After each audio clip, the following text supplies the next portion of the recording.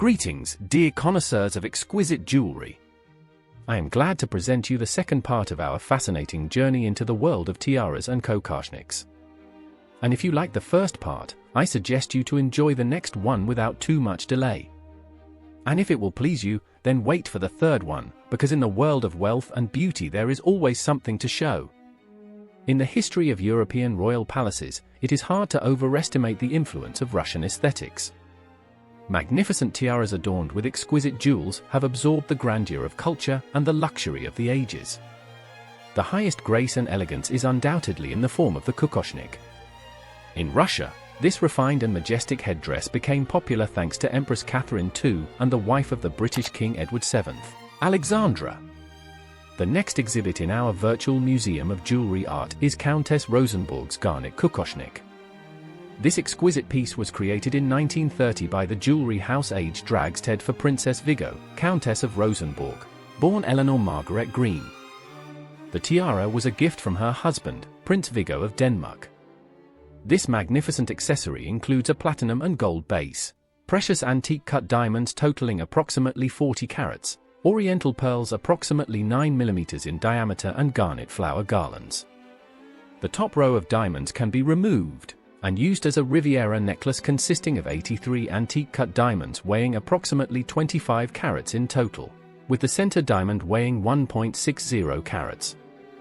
Prince and Princess Viggo had no children. After Princess Viggo's death in 1966, the tiara was inherited by her daughter-in-law Princess Margrethe of Sweden, wife of Prince Axel of Denmark. After Princess Margrethe's death in 1977, the tiara was inherited by her son-in-law Countess Ruth of Rosenborg, née Nielsen. In 2014, it was sold at a Sotheby's auction for 245,000 Swiss francs. The current owner of this piece of jewelry art remains unknown. And so, our fascinating tour continues, and the next stop is the tiara kokoshnik of Louise of Orleans. In June 2018, Christie's auctioned a breathtaking tiara topped with a rich history, created in 1905.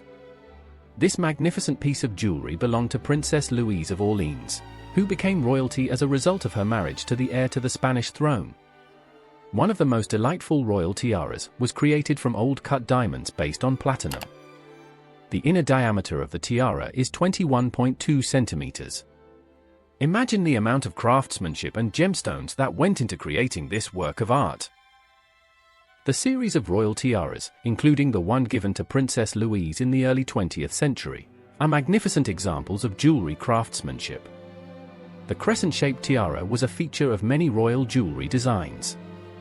The first such tiara, set with diamonds and pearls, was presented to Princess Alexandra of Fife in 1913 by King George V and Queen Mary. They presented it to their niece when she married her cousin, Prince Arthur of Connaught.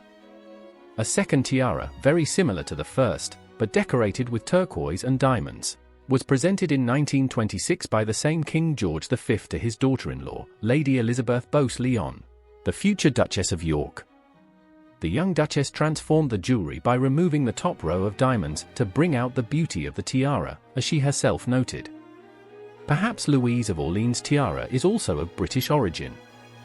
This is confirmed not only by the style of the jewelry, but also by the French royal family's ties to the British royal family.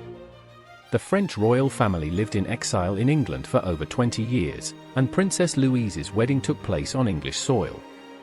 Queen Alexandra and her daughters were present at the celebration, showing the close ties between the two royal houses.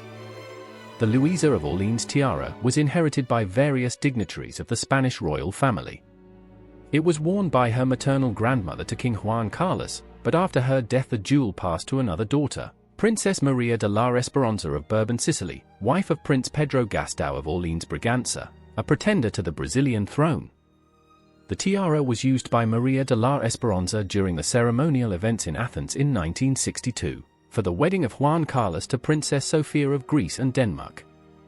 The tiara then passed into the ownership of her daughter, Princess Maria da Glória of Orleans-Bragança. She was Crown Princess of Yugoslavia from 1972 to 1985 during her marriage to Crown Prince Alexander, and now holds the titles Duchess of Segorbe and Countess of Rivadavia by her second marriage. In 1982, Maria da Gloria sold the tiara at an auction in St. Moritz. Now, once again, this exquisite tiara is for sale.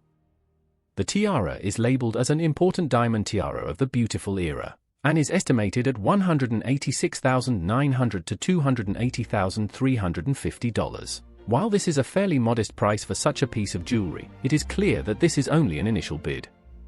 Regarding the next piece, I found only a little bit of information, but it is no less impressive. It is a tiara kokoshnik from the House of Savoy. The next specimen we will look at is the incredible floral aquamarine tiara, but it is worth paying attention to its original appearance, as the tiara has been altered beyond recognition. This exquisite aquamarine tiara was created by French jeweler Georges Fouquet back in 1908. Initially, this jewelry masterpiece was a kokoshnik covered with enamel, in which large diamond flowers were inserted. In the center of each element was a huge aquamarine of oval shape, and the petals were decorated with pearls. The master first showed his creation at the Brussels exhibition in 1910. The tiara appeared several times in portraits of the Duchess of Kent, but at that time its design was changed. The enamel hoop was removed, and the floral elements with aquamarines were set on a satin base. Now on to Lady Mountbatten's diamond tiara, which has a fascinating and hectic history. This tiara was created by Chaumet and commissioned by Baroness Marie d'Or in 1928. Originally designed in the Art Deco style, it fitted perfectly with the image of the wife of the Belgian ambassador. However, in 1934, the Baroness wanted a change and commissioned Chaumet to redesign the tiara, adding swirling diamond curls and trefoil motifs. She later decided she no longer wanted the tiara and sold it to Cartier. In 1937, the tiara was purchased by Edwina, Countess Mountbatten, although there was some confusion as to its provenance, as the tiara from Chaumet was now in a Cartier box. Nevertheless, in Lady Mountbatten's hands, this headdress soon became one of the most recognized of its time. Edwina married Lord Mountbatten in 1922, just 5 months after meeting him. Her husband was the son of Louis Alexander Mountbatten, Marquis of Milford Haven, and Princess Victoria, granddaughter of Queen Victoria. He was uncle to the Duke of Edinburgh and tutor to the Prince of Wales, and later became the last Viceroy of British India and the first Governor-General of the Dominion of India. During this time Lady Mountbatten devoted herself fully to humanitarian work, often appearing in this tiara at official functions in India, as well as at the coronations of King George VI in 1937 and Queen Elizabeth II in 1953. Despite rumors of her possible extramarital affairs with India's first Prime Minister Jawaharlal Nehru, Lord and Lady Mountbatten remained married until her death in 1960. In 1979, the tiara was inherited by their youngest daughter Lady Pamela Hicks, who wore it often but reluctantly put it up for auction at Sotheby's in 2002, citing the need for money. Thankfully, the tiara could be seen again at Chaumet in Majesty in Monaco in 2019, after being loaned by its new owners. What do you think of today's issue? Write in the comments which of the tiaras was your favorite.